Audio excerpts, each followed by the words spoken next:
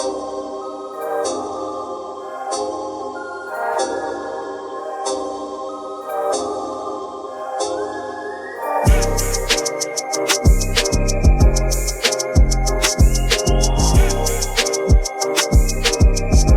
guys, welcome back to my channel. Thank you so much for watching my last video. I apologize that it was so broken up. That was my first time filming a lapel pin video or a tutorial in general. I really wasn't completely sure of how to put it together.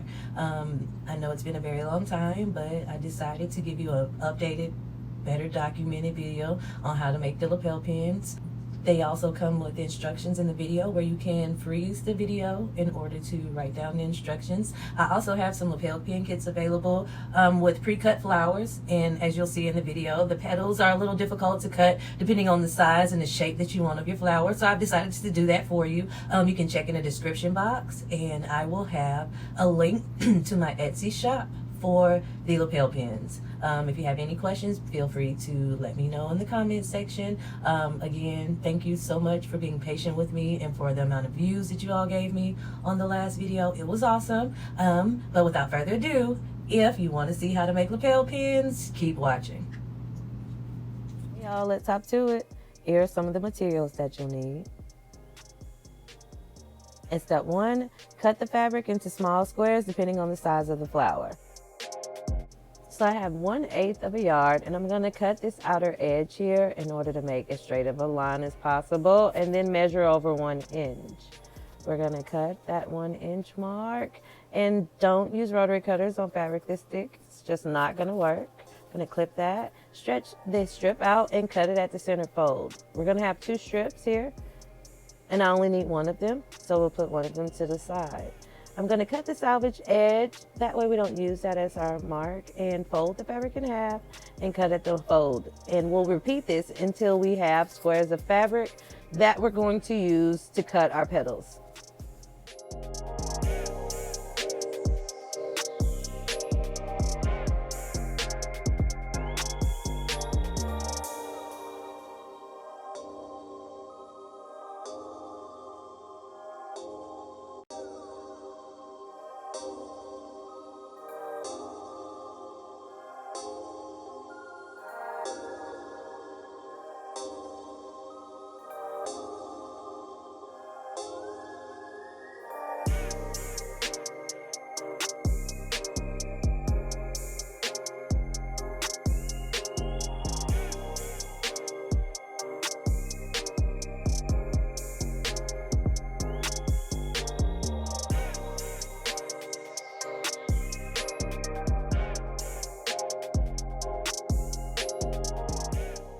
Now it's time for step 2. We're going to carefully cut petals out of each square. Now we're going to fold this square in half and cut from the top corner in a curve down to the bottom. I hope that makes sense. Watch it again, because I'm terrible at describing it. Curve, and then I clip it at the bottom just to make it a little smaller. I want my petals a little larger for this video so that you can see them. Usually I would make my petals about half this size. This is going to make a relatively large lapel pin.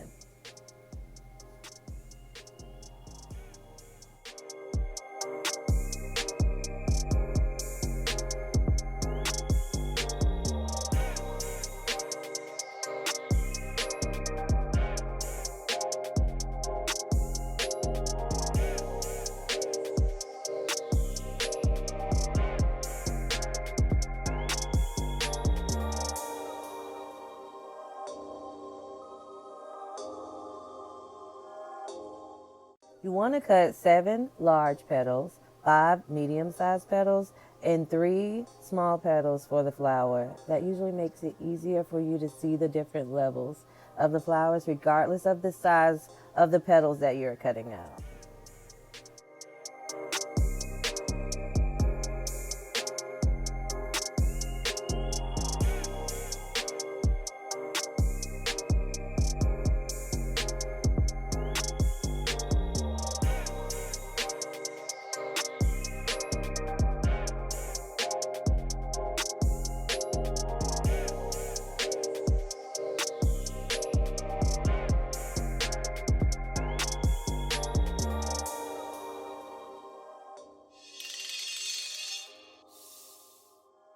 the difference in petal sizes. This is going to be the small petal. Here's a that I put on the inside, and this is why it's better to iron them. Right here. This. So they'll lay out. Sheesh. Okay, and then this is the middle. This is the second section, and this is the back section. So we're going to hand stitch these in a circle, you'll see in a second, and put it all together. Okay, y'all, step 3, we're going to use a small stitch at the bottom of the petals to put the petals together in the form of a flower. I'm using embroidery needles. I like that they are small yet a little flexible. I'm going to thread this needle and start with the first petal and get closer for you. Now what you're going to do is stitch a small stitch at the very bottom of the petal. I consider it more of a gathering stitch.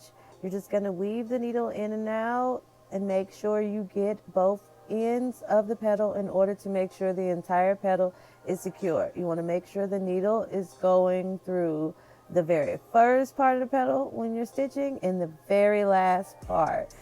I'm so sorry if my nails make it difficult for you to be able to see what I am doing. I love long nails. Hopefully you can see around it. And we're going to continue this step for the first 7 petals. And those will be our larger petals and the base of our lapel pin flower.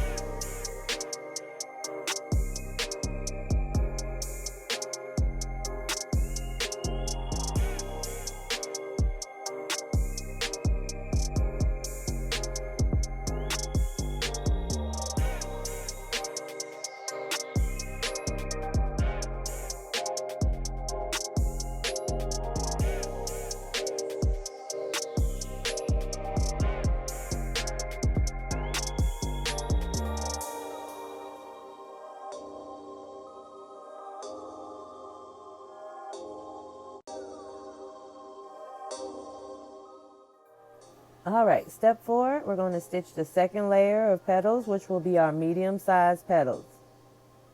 And we're going to do the same exact stitch all the way through, or weave in and out stitch all the way through from one end to the other, and gather it closer as you get to the bottom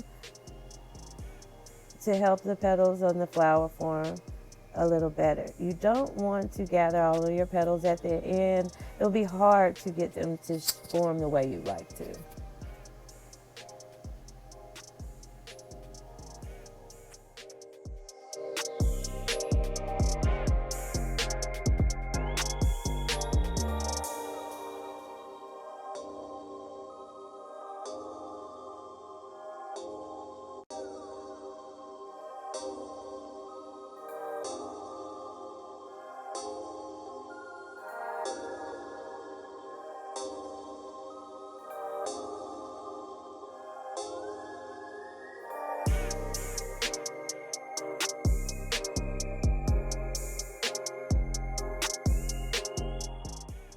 Okay, stitch both layers of the petals together more securely because they already are technically together.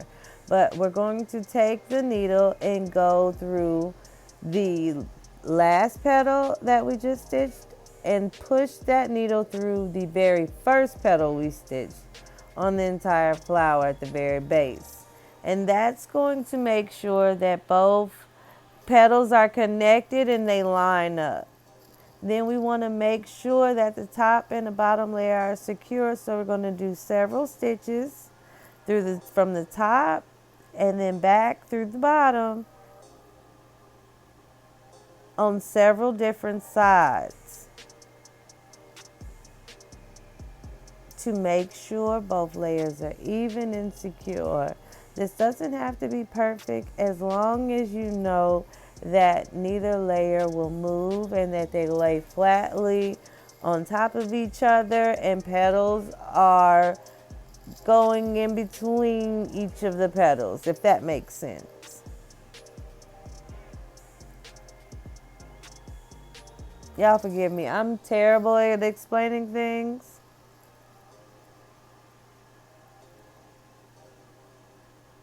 And excuse my janky camera views. I'm getting better. Just bear with me.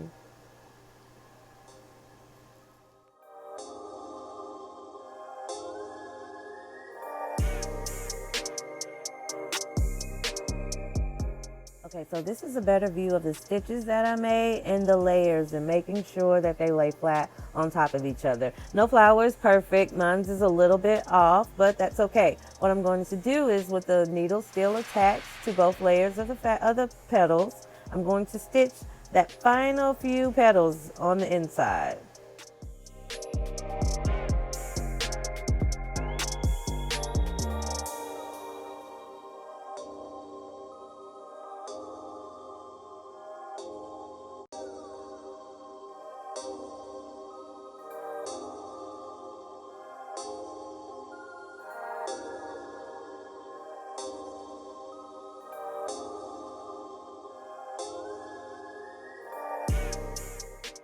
Once we have the final petal secure, we're going to flip the flower over and start to secure the back of the flower. Now I'm doing a stitch across from one end of the petal, from one petal to another, through the small seam allowance that we created. And that's going to clean up my flower and give it more of a shape, but also keep the flower from unraveling in any way and securing the thread. And once again, sorry if this view isn't very helpful, but we just want to secure the back. And then we can go back and reshape the flower with your hands to bring it back to life.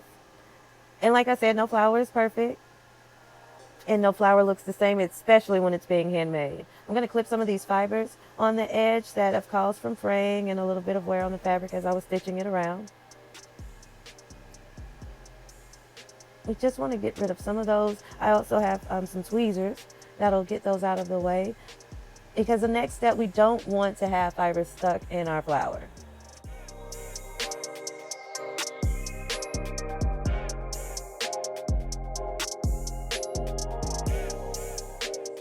All right, it's time to finish up. Now we're going to set the flower so it doesn't fray. So I'm going to place this on the sheet with foil and spray it lightly with heavy duty starch. Now you don't want to make any puddles, and I always like to kind of shake out the starch. You want it just enough for it to wet the flower and get within the petals, but you don't want it to form clumps, because with the heavy duty starch, it can, if it sits in the oven too long, form a white paste. So just spray it just enough to wet the petals. We're going to put it in the oven for 300 degrees for 5 to 7 minutes. This is me checking it. It wasn't quite ready. It was on 3 minutes out of the 7. Few minutes later, I think I went back 2 minutes. It was before the 7, because this is an old ratchet oven and it gets really hot. But that's the final look. And now we're going to attach our hardware. This is an example of a lapel pin stem. I found these at Joann's. They come in brass or gold or silver. Here's a lapel pin tack. These will be the tacks that will be in the lapel pin kits. The stems are harder to come by, but if you would like to have stems in the lapel pin kits, please let me know in the description box or in the comment section, and I'll be sure to add that option as well. We're going to add some hot glue to the back of the lapel pin. And my glue gun was not hot, and I was very impatient. And so I would definitely put far more glue than I did. But you get the point. I just wanted to do enough to show you how it goes on. You're going to make a nice good dab of glue in the center and place the lapel pin stem on the back. And it would be the same for the brass lapel pin tack.